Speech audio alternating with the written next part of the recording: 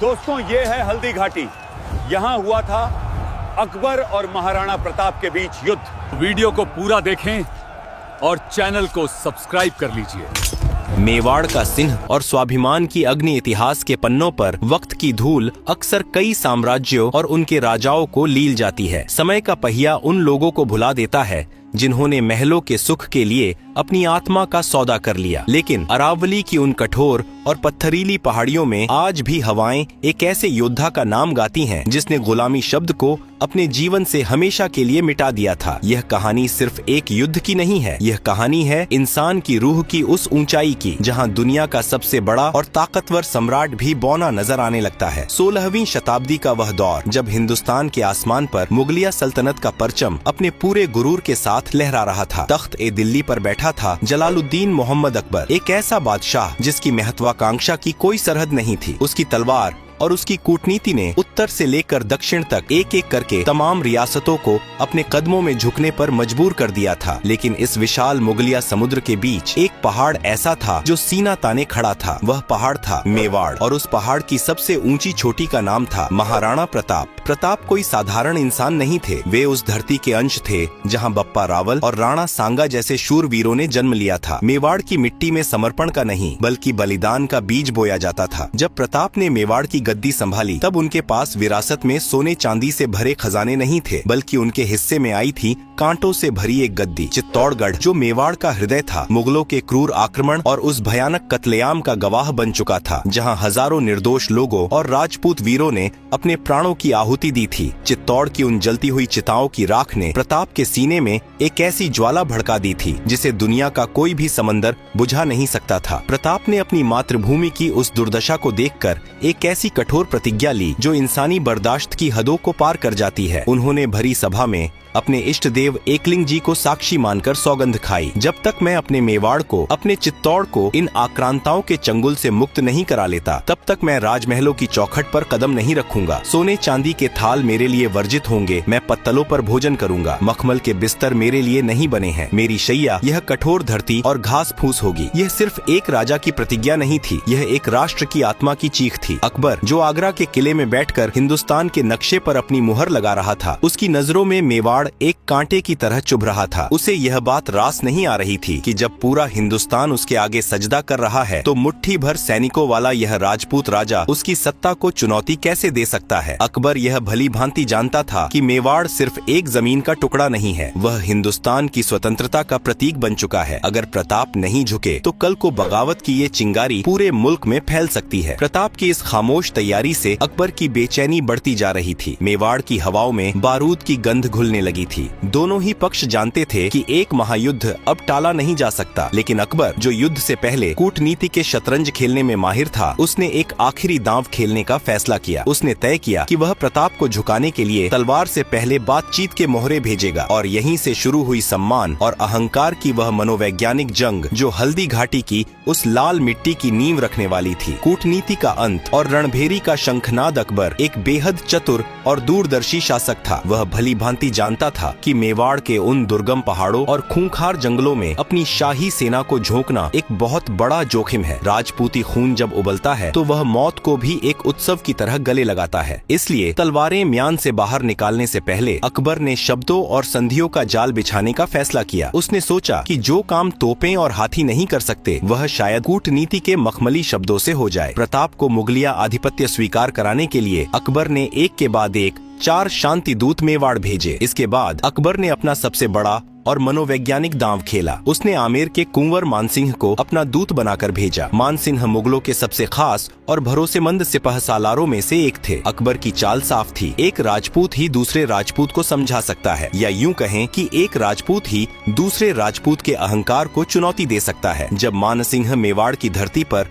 भारी शाही लश्कर के साथ पहुँचे तो उनका स्वागत उदय सागर झील के किनारे किया गया। राजपूती परंपरा के अनुसार मेहमान के लिए एक भव्य भोज का आयोजन किया गया। लेकिन जब भोजन का समय आया तो मानसिंह ने देखा कि महाराणा प्रताप वहाँ उपस्थित नहीं थे। उनकी जगह प्रताप के युवा पुत्र कुंवर अमर सिंह ने मानसिंह का स्वागत किया। मानसिंह के माथे पर सिलवटें पड़ गईं। उन्होंने भरे दरबार में पूछा, महाराणा प्रताप कहाँ हैं? क्या वे हमारे साथ भोजन नहीं करेंगे? अमर सिंह ने बहुत ही शालीनता लेकिन एक छिपे हुए व्यंग्य के साथ उत्तर दिया, महाराणा के पेट में कुछ पीड़ा है, इसलिए वे इस भोज में शामिल होने में असमर्थ हैं। मानसिंह कोई मूर्ख नहीं थे। वे तुरंत समझ गए कि पेट का दर्द तो सिर्फ एक बहाना है। असल में प्रताप उनके साथ एक पंगत में बैठकर भोजन करना अपने स्वाभिमान के खिलाफ मानते हैं। मानसिंह का चेहरा क्रोध से तमतमा उठा। उन्होंने अपनी थाली वहीं छोड़ दी और अपनी मूंछों पर ताव देते हुए खड़े हो गए। उनकी आवाज में मुगलिया सल्तनत का गुरूर झलक रहा था। मैं जानता हूँ कि महाराणा के पेट में कौन सा दर्द उठ रहा है। मैं इस दर्द का पक्का इलाज जानता हूँ। प्रताप से कह देना कि जिस राजपूत ने मुगलों की अधीनता स्वीकार कर ली हो, उससे घृणा करना उन्हें बहुत भारी पड़ेगा। तभी पर्दे के पीछे से एक कड़कती हुई और पहाड़ जैसी भारी आवाज गूंजी। वह आवाज स्वयं महाराणा प्रताप की थी। कुंवर मानसिंह, हम उस थाली में भोजन नहीं कर सकते जिस थाली को उन हाथों ने छुआ हो जिन्होंने अपनी कुल की मर्यादा और अपनी बेटियों का सौदा तुर्कों के साथ कर दिया हो। सम्मान कोई बिकाऊ वस्तु नहीं है जिसे मुगलिया खजाने के सिक्कों से खरीदा जा सके। यह शब्द नहीं थे, ये मानसिंह के सीने में उतरने वाले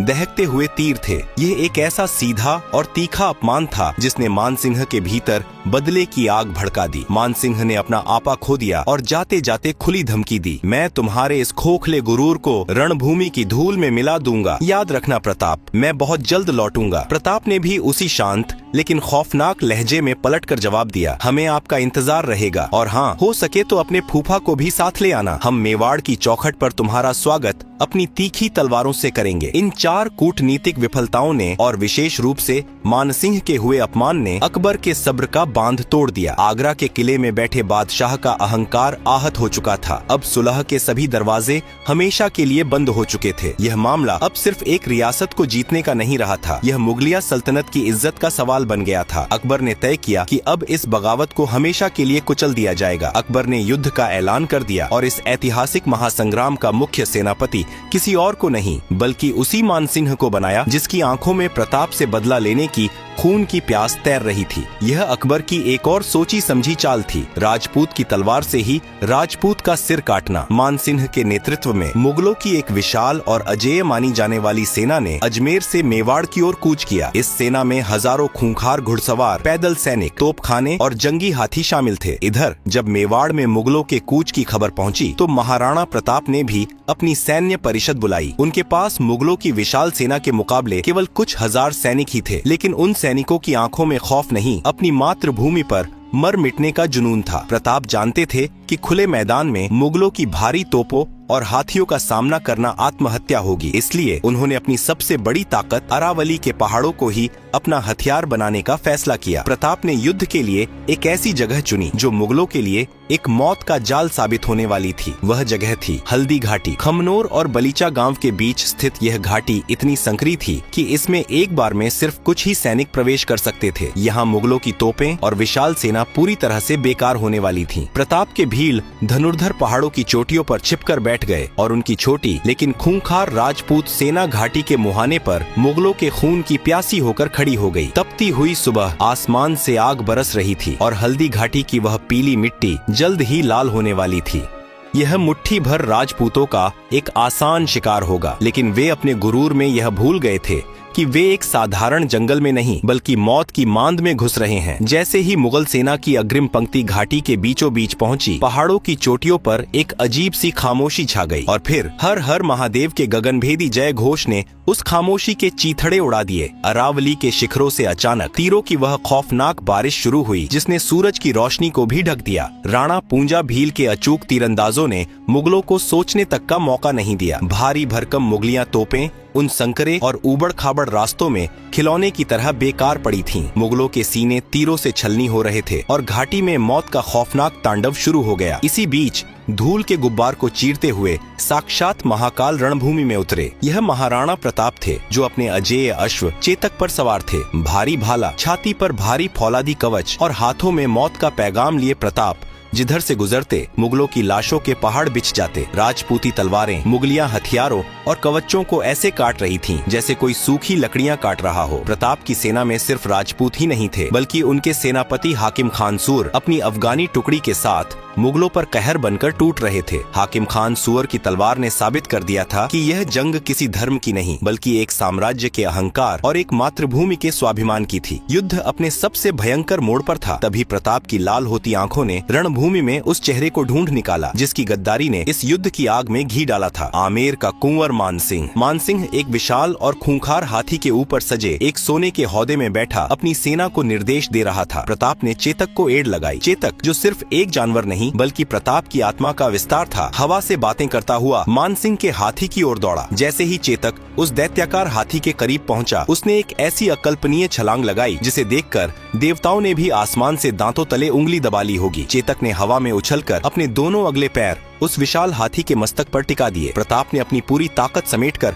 अपना भारी भाला मानसिंह की छाती का निशाना लेकर हवा में झोंक दिया। भाला आसमान चीरती हुई बिजली की गति से निकला, लेकिन मानसिंह मौत को अपने इतने करीब देखकर खौफ से हौदे के अंदर झुक गया। वह अचूक भाला हाथी के महावत को चीरता हुआ निकल गया। महावत के मरते ही हाथी पागल हो गया और चिंघाड़ता हुआ मुगलों की सेना को ही कुचलता हुआ वहाँ से भाग खड़ा हुआ। मानसिंह के भागते ही मुगल सेना का मनोबल चकनाचूर हो गया। मुगलों में भगदड़ मचने ही वाली थी कि तभी युद्ध के मैदान में एक ऐसा दानव आगे आया जिसकी परछाई भी दहशत पैदा करती थी। वह था बहलोल खान। अत्यंत लंबा, भारी भरकम फौलादी ईरानी कवच से ऊपर से नीचे तक ढका हुआ और एक ऐसे ही दैत्याकार अरबी घोड़े पर सवार। उसके हाथ में एक विशाल दोधारी तलवार थी। उसे अपनी ताकत पर इतना घमंड था कि वह सोचता था कि प्रताप को तो वह खिलौने की तरह मसल देगा। वह दहाड़ लगाता हुआ और हवा में अपनी भारी तलवार घुमाता हुआ सीधा महाराणा प्रताप की ओर लपका। उसने दूर से ही ललकारा, प्रताप, आज तेरी मौत मेरे हाथों तय है। आज मैं तेरे इस राजपूती घमंड के टुकड़े टुकड़े कर दूंगा। प्रताप की आंखों में न कोई डर था, न कोई घबराहट, बस एक सर्द